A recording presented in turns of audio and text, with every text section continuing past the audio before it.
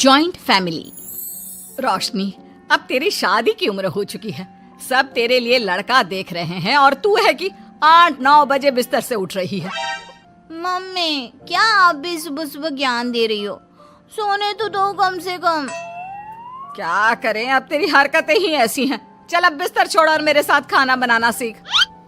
ना, मैं नहीं बना रही खाना वाना, आप प्लीज जाइए ना यहाँ से। रोशनी की बातों से निराश होकर निशा वहाँ से चली जाती है।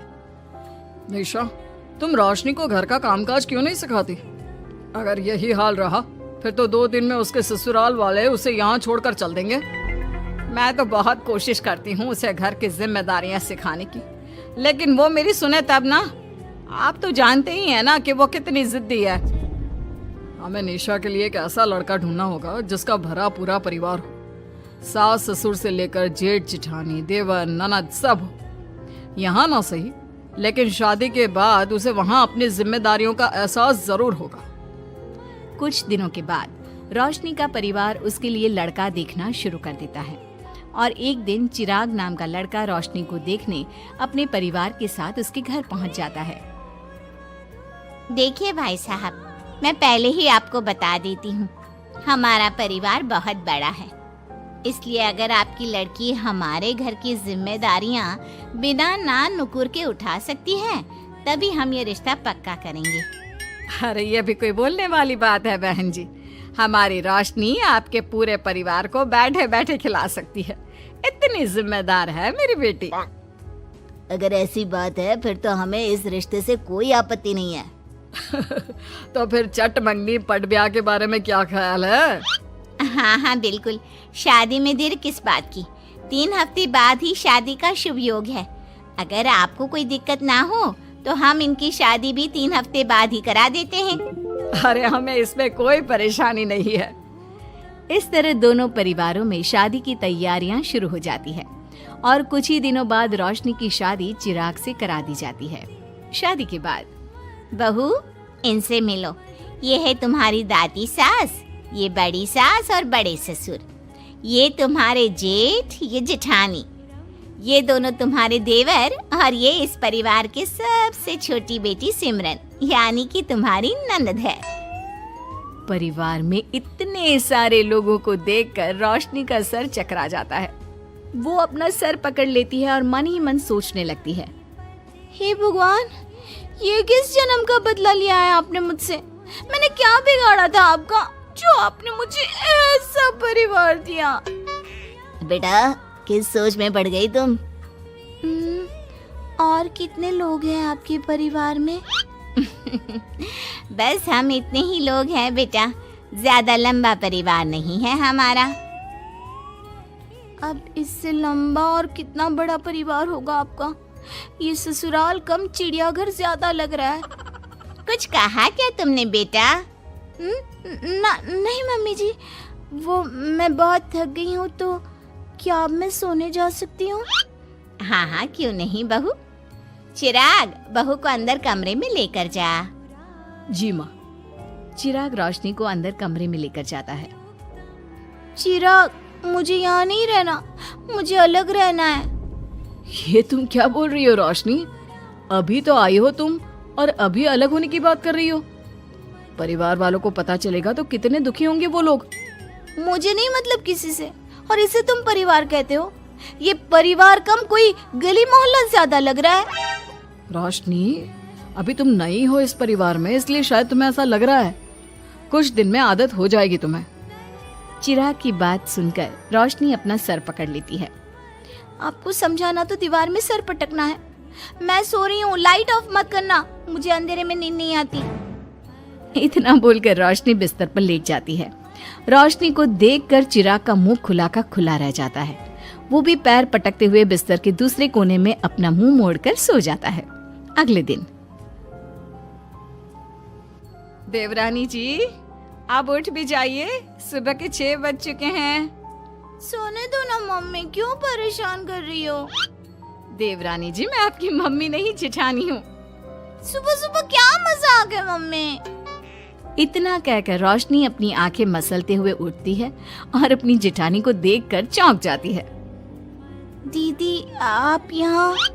पिछले 1 घंटे से तुम्हें उठा रही हूँ, लेकिन तुम हो कि अब उठ रही हो। लेकिन अभी तो सिर्फ 6 बज रहे हैं, आपने मुझे उठाया क्यों?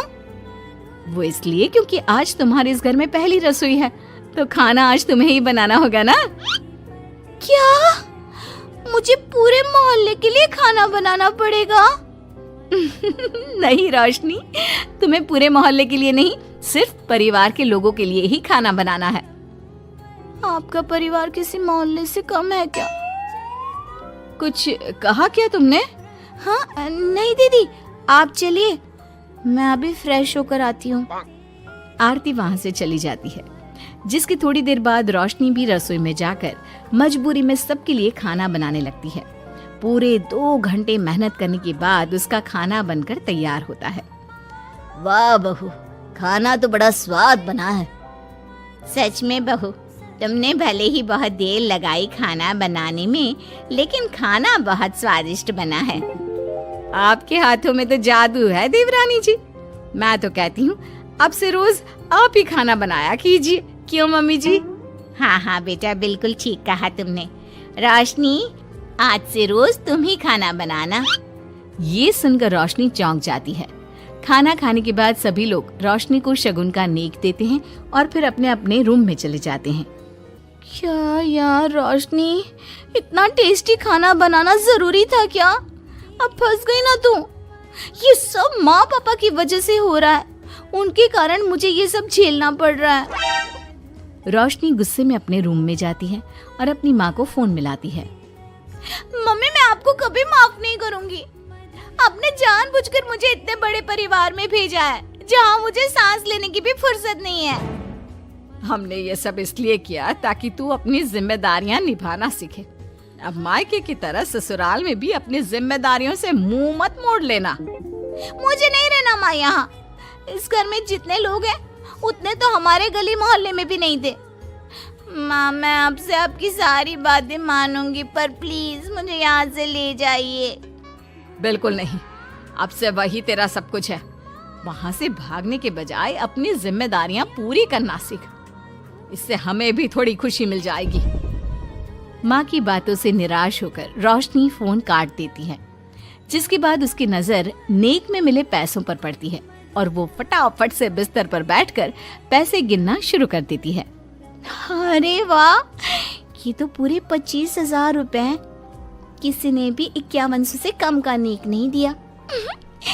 चलो अच्छा है, कुछ तो फायदा हुआ इतने बड़े परिवार में शादी करने का। अब इन सब पैसों से मैं अकेले शॉपिंग करूंगी, बहुत मजा आएगा। शॉपिंग के बारे में सोच सोच कर ही रोशनी अपने बिस्तर पर कूदने लगती है। उसे बिस्तर पर कूदता देख सभी लोग चौंक जाते हैं। भाभी, आप ऐसे क्यों उछल रही हो? छोटी बच्ची हो क्या? अपनी ननद की बात सुनकर रोशनी का मुंह खुला का खुला रह जाता है। थोड़ी देर बाद रोशनी घर में बिना बताए शॉपिंग के लिए निकल जाती है और शगुन में मिले पूरे पैसों को शॉपिंग में उड़ा देती है। शाम में, देवरानी जी कहाँ गई थी आप? जानते हैं सब आपके लिए कितना परेशान हो गए थे। कम से कम आपको बताकर तो जाना चाहिए था ना। सॉरी दीदी, मैं आप लोगों को बताना भूल गई। वैसे इतने सारे बैग किस चीज के हैं? तुम शॉपिंग करने गई थी क्या?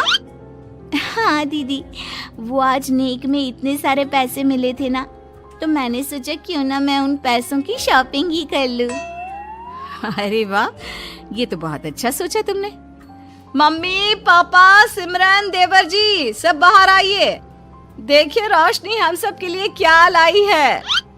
रोशनी कुछ समझती उससे पहले ही वहाँ सब लोग आ जाते हैं। क्या हुआ आरती बहू, क्यों चिल्ला रही हो? अरे देखिए ना माँ, रोशनी हमारे लिए शॉपिंग करके आई है। वो देखिए, रोशनी हम सब के लिए कितने कपड़े लेकर आई है। आरती की बात सुनकर रोशनी के पैरों तले जमीन खिसक जाती है। उसके मुंह से एक शब्द तक नहीं निकलता। सच में भाभी, आप कितनी अच्छी हो। बेटा, हम सबके लिए तुझे खरीदारी करने की क्या जरूरत थी? अभी तेरी नई नई शादी हुई है, तुझे अपने लिए लेना चाहिए था ना। एक काम कर, ये सारे कपड़े तू ही रख ले, किसी को कुछ देने की जरूरत नहीं है। चलो, कोई तो समझदार है इस घर में। वाह भाभी, कितनी सुंदर ड्रेस है। ये शॉर्ट ड्रेस मुझे पता है आप मेरे लिए ही लाए होंगे, है ना? इसे मैं रख लेती हूँ। माँ, रोशनी इतने प्यार से सबके लिए कपड़े लेकर आई है, हमें मना नहीं करना चाहिए। तू सही बोल रही है बेटा, उसका मन रखने के लिए मैं ले लेती हूँ 1-2 साड़ियाँ। रोशनी झूठी मुस्कान लिए खड़े होकर सब देखती रहती है। देखते ही देखते उसके लाए सारे कपड़े घर वाले आपस में बांट लेते हैं और अब सिर्फ एक रुमाल को छोड़कर उसके पास कुछ नहीं बचता। अब ये रुमाल भी क्यों छोड़ा, इसे भी ले ही लेते। इतने में ही सिमरन रोशनी को आवाज देती है। भाभी, वो गलती से रुमाल रह गया है, क्या वो मुझे मिल सकता है? रोशनी वो रुमाल भी सिमरन को दे देती है। इतनी मेहनत से मैंने ये सब कुछ लिया था, लेकिन इन लोगों से मेरी खुशी बर्दाश्त नहीं हुई, कुछ भी नहीं छोड़ा। थोड़ी देर बाद रोशनी का पति भी वहां आ जाता है। मैंने सुना है आज तुमने सभी के लिए खरीदारी की है, तुम मेरे लिए कुछ लेकर नहीं आई?